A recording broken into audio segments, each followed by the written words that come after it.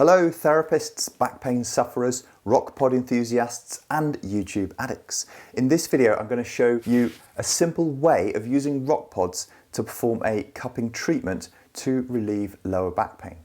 All you need is back pain or a person reporting such an ailment. You'll also need some cups that won't break if they fall off.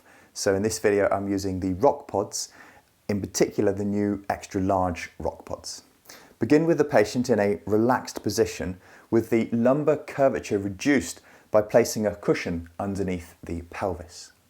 Place 2 pods over the lumbar spine, each side of the spine over the lumbar erectors.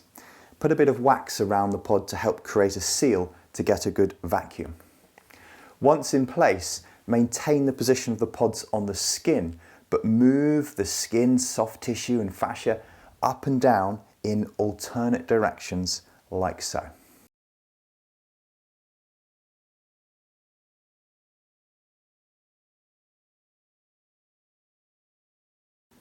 After 30 seconds of treatment in this position, move into a more flexed position in order to create an enhanced shearing force created by the pods in combination with the stretch.